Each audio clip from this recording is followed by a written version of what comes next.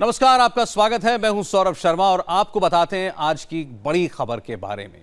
ममता राज में बेलगाम दंगाइयों का एक वीडियो पश्चिम बंगाल से सामने आया है। इस वीडियो में ये दंगाई हिंसा करते हुए, तोड़फोड़ करते हुए साफ साफ दिखाई दे रहे हैं। इनके हाथों में लाठी डंडे हैं, जुलूस निकाला जा रहा है, आसपास पत्थर फेंके जा रहे हैं, खुलेआम हिंसा फैलाई जा रही है, लेकिन इन्हें रोकने वाला कोई नहीं। आपके सामने आई तस्वीरें, ये पश्चिम बंगाल के नॉर्थ 24 परगना के मदुरई में हुई हिंसा की तस्वीरें हैं और ये वीडियो बीजेपी की तरफ से जारी किए गए हैं और दावा किया जा रहा है कि एक समुदाय विशेष के लोग सड़कों पर उतरकर दंगा फैला रहे हैं, तोड़फोड़, आगजनी कर रहे हैं और नारेबाजी करते हुए दहशत फैला रहे हैं। यह वीडियो सोमवार की रात का बताया जा रहा है, जब फेसबुक पर एक विवादित पोस्ट के बाद एक समुदाय विशेष के लोग सड़क पर आ गए थे और हिंसा के साथ ही जमकर आगजनी की थी।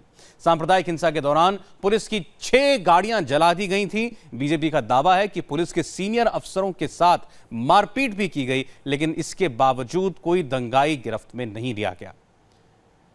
ममता बनर्जी के पार्टी के लोगों का दावा है कि अब सब कुछ शांत है। ममता बनर्जी इसे साजिश करार दे रही हैं। ये वीडियो सामने आने के बाद अब सवाल उठ रहा है कि बंगाल में दंगा फैलाने वालों को थाना जलाने की क्या आखिर छूट दे दी गई है? हिंसा फैलाने वाले दंगाइयों पर ममता सरकार इतनी ममता क्यों दिखा रही है? आखिर लाठी डंडों के सामने पुलिस बेबस और लाचार कैसे हो गई और दंगाइयों के सामने ममता की पुलिस ने सरेंडर क्यों कर दिया? और अब दंगाइयों की एक और तस्वीर आपको दिखाते हैं।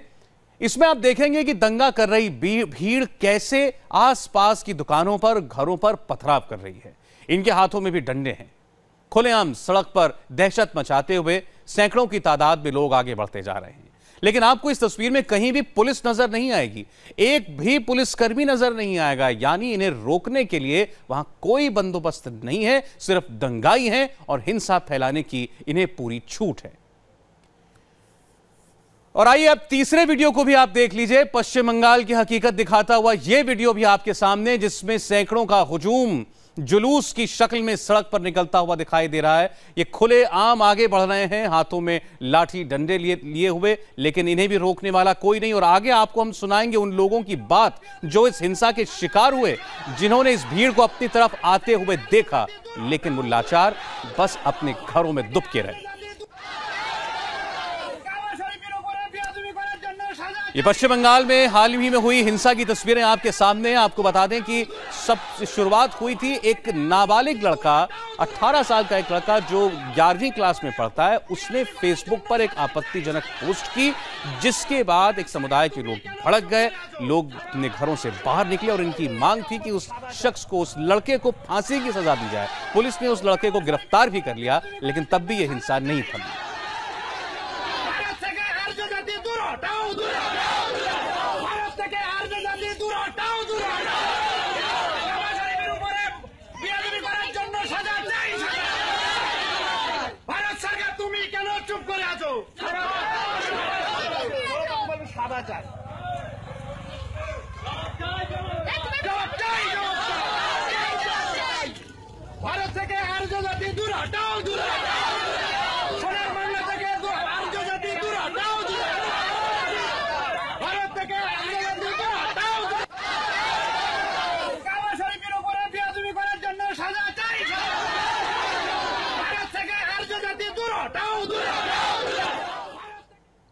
इन दंगाइयों के कई वीडियो सोशल मीडिया पर वायरल हो रहे हैं और इन वीडियो के सामने आने के बाद बंगाल की मुख्यमंत्री ममता बनर्जी की तरफ से यह कहा गया है कि ये वीडियो फर्जी हैं।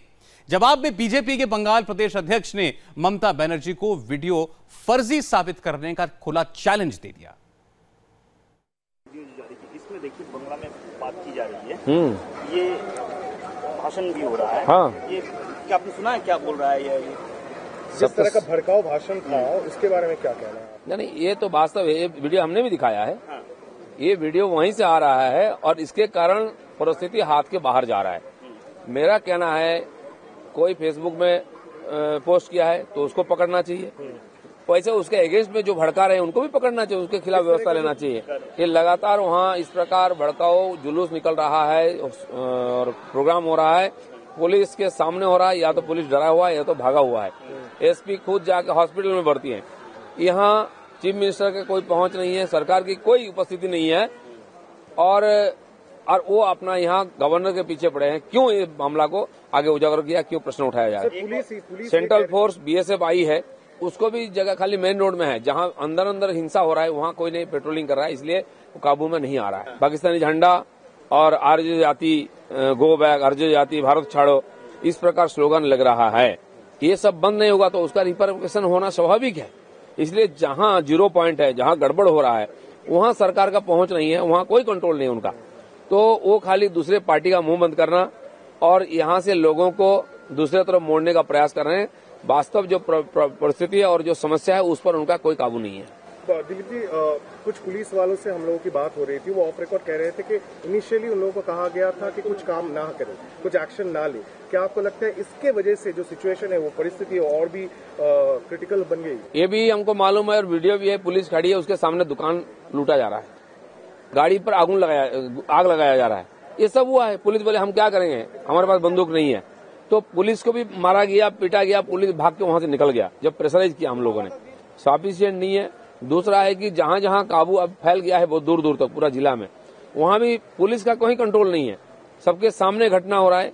तो स्वाभाविक उसका प्रतिक्रिया भी जगह जगह शुरू हो गया है। तो सरकार का काम है जो इस प्रकार एंटी सोशल है उनको काबू में लाएं। हमारे संवाददाता अनुपम मिश्र जो कि इस इलाके में ही हैं और यहाँ की सारी हकीकत उन्होंने अपनी आंखों से देखी, तस्वीरें भी आपको भेजी, वो इस वक्त फोन लाइन पर हमारे साथ हैं। अनुपम, बीजेपी के नेता तो बहुत संगीन आरोप लगा रहे हैं, वहां पाकिस्तान के झंडे लहराए गए हैं, पुलिस के सामने आगजनी हुई है, पुलिस को मारा पीटा गया है। फिलहाल क्या हालात है वहां? जी देखिए, बीजेपी का जो आरोप है, जो वीडियो बीजेपी ने जारी किए हैं वो सोमवार जिस दिन घटना हुई है उस दिन के वीडियो उन्होंने जारी किए हैं। लेकिन राज्य सरकार जो है, खासतौर पर ममता बनर्जी लगातार बोल रही है कि ये फर्जी वीडियोज हैं, फेक वीडियोज हैं।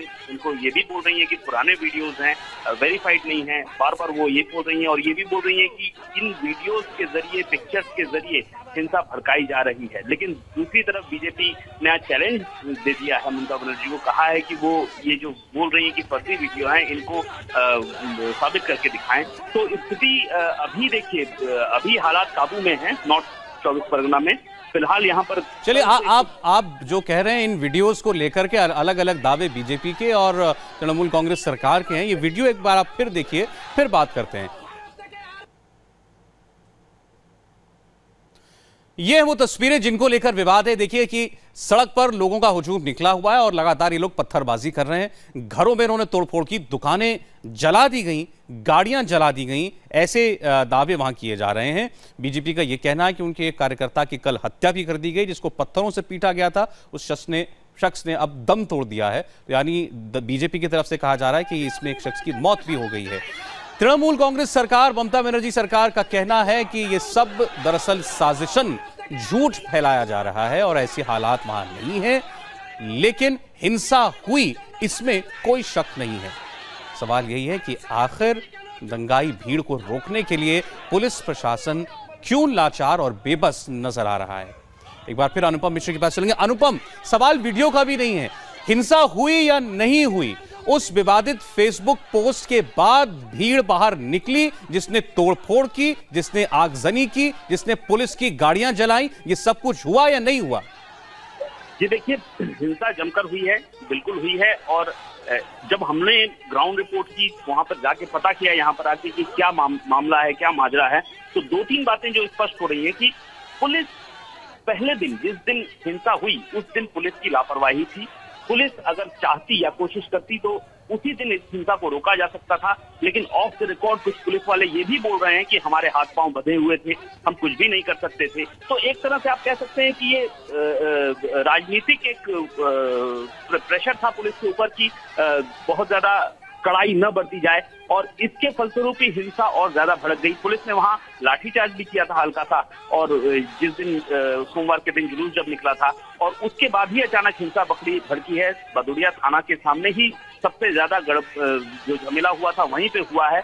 और वहां पे जो दूसरी बात सामने आ रही है कि अगर पहले दिन सरकार को जानकारी थी कि इस तरह से, और इससे पहले का एक्सपीरियंस भी है सरकार के पास, दार्जिलिंग का भी एक्सपीरियंस है कि इंटरनेट के जरिए, सोशल मीडिया के जरिए अगर हिंसा भड़काई जा रही है तो उसको पहले दिन ही तुरंत बंद कर देना चाहिए था इंटरनेट।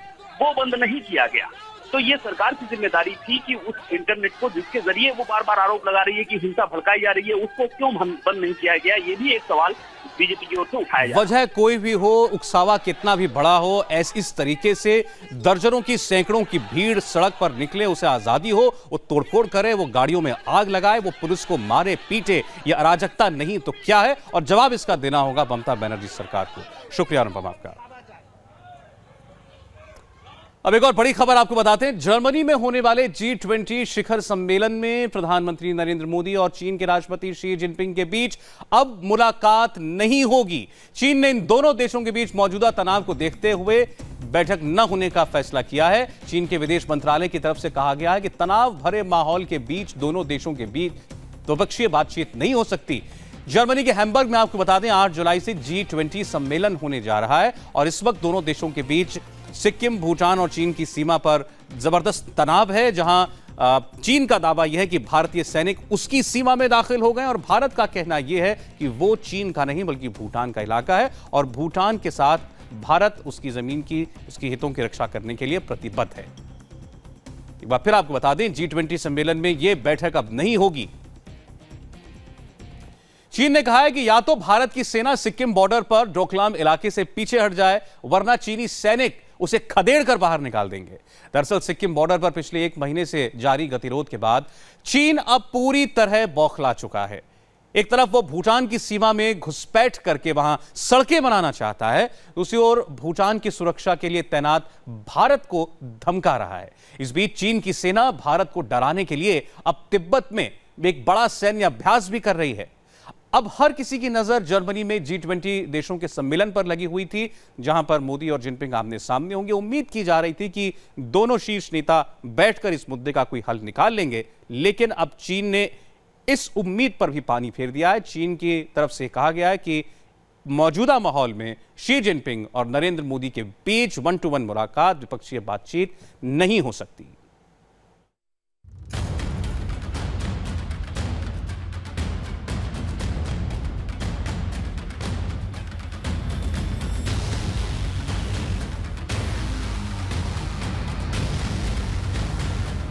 एक तो चोरी, ऊपर से सीना जोरी। सिक्किम में चीन के सैनिकों की कार्रवाई के लिए यह सबसे मुफीद है। अपनी सीमा लांघकर दूसरे के क्षेत्र में अतिक्रमण करना और जोर जबरदस्ती के बल पर सड़क बनाने की कोशिश में लगे चीन का जब भारतीय सेना ने विरोध किया तो वो धमकी पर उतर आया। ड्रैगन ने खुलेआम भारत को धमकी दी है कि वो अपने इलाके में लौट जाएं, नहीं तो चीनी सैनिक उन्हें खदेड़ कर बाहर निकाल देंगे। दरअसल चीन को उम्मीद नहीं थी कि सिक्किम बॉर्डर पर उसकी कार्रवाई के बाद भारत इस तरह से कड़ी प्रतिक्रिया देगा, लेकिन भारतीय सेना और सरकार के कड़े रुख से वो बौखला गया है। चीन की बौखलाहट साफ तौर पर नजर आती है। चीन के सरकारी अखबार ग्लोबल टाइम्स ने लिखा है कि भारत को एक बार फिर से सबक सिखाने का समय आ गया है। इस बार भारत का 1962 से भी ज्यादा बुरा हाल किया जाएगा। भारतीय सेना चाहे तो सम्मान के साथ अपनी सीमा में लौट सकती है, वरना चीन के सैनिक उसे उस इलाके से खदेड़ कर बाहर निकाल देंगे। भारत अगर चीन के साथ अपने सीमा विवादों को और हवा देता है तो उसे 1962 से भी गंभीर नुकसान झेलना पड़ेगा। पिछले करीब 1 महीने से सिक्किम बॉर्डर पर चीन और भारत के सैनिक आमने सामने हैं। पिछले हफ्ते आर्मी चीफ ने नॉर्थ ईस्ट का दौरा भी किया था और चीन के साथ विवाद पर कहा था कि भारत एक साथ पाकिस्तान और चीन के साथ 2.5 मोर्चों पर युद्ध के लिए तैयार है। जनरल बिपिन रावत के इस बयान से भी चीन को गजब मिर्ची लगी। चीन के सरकारी अखबार ग्लोबल टाइम्स में लिखा है कि अगर भारत ये मानता है कि उसकी सेना डोकलाम में अपनी पोजीशन से फायदा उठा सकती है और वो 2.5 मोर्चे पर युद्ध के लिए तैयार है, तो हमें भारत को ये कहना पड़ेगा कि चीन उनकी सैन्य ताकत को कमतर समझता है। हमें भारत को यह बताना होगा कि वो चीनी सेना की ताकत को हल्के में ले रहा है। अगर जंग हुई तो भारत को ज्यादा नुकसान उठाना पड़ेगा। ये तस्वीरें इंडियन आर्मी और चीनी सैनिकों के बीच धक्का मुक्की की है। चीनी सैनिक अपने क्षेत्र से आगे बढ़कर भारतीय क्षेत्र में घुस रहे थे, जिसके बाद भारतीय सेना ने उन्हें रोका और वापस अपने क्षेत्र में भेज दिया। तभी से भारत चीन बॉर्डर पर तनाव और तनातनी जारी है। दरअसल चीन के सैनिकों और भारतीय जवानों के बीच गतिरोध की वजह है एक सड़क जो भारत, चीन और भूटान के ट्राई जंक्शन पर चुम्बी वैली में बन रही है। भारत, चीन और भूटान की सीमा से लगता हुआ किसी ट्रायंगल जैसा एक ट्राई जंक्शन है चुम्बी वैली। चीन इस इलाके में डोकलाम से डोकाला तक सड़कों का जाल बिछा रहा है। चीन जिस जगह पर सड़क बनाने का काम कर रहा है वो भूटान की जमीन है। यहाँ भारतीय सेना भूटान को सुरक्षा देने का काम कर रही है। इस वक्त की एक और बड़ी खबर, AK-47 लेकर फरार हुए सैनिक का अब तक कोई सुराग नहीं है। आपको बता देंगे आज सुबह ही आर्मी की 173 बटालियन में तैनात जवान जहूर अहमद जम्मू कश्मीर में AK-47 और 3 मैगजीन लेकर फरार हो गया था। पुलवामा का रहने वाला जहूर अहमद इस वक्त बारामूला में तैनात था, लेकिन इसके फरारी के बाद से उसके बारे में कोई मालूमात नहीं है। एक AK-47 और 3 मैगजीन लेकर यह शख्स फरार है। देखिए, मैं समझता हूँ कि है चिंता का विषय जरूर है, लेकिन ये एक ही बहुत बड़ी सेना है और बहुत सारे जवान हैं। सिर्फ एक ही चीज़ से मैं ये समझता हूँ कि कोई बहुत बड़ी चिंता का विषय नहीं है और इसके बारे में हम कदम उठाएंगे ताकि इस तरह की जो है हादसा और इस तरह की जो है घटना फिर दोबारा ना हो। लेकिन मैं नहीं समझता हूँ कि बहुत ज़्यादा चिंता का विषय है। बहुत सारे जवान हैं जो बहुत ही मजबूती के साथ में और पूरे उत्साह के साथ में जो है काम कर रहे हैं।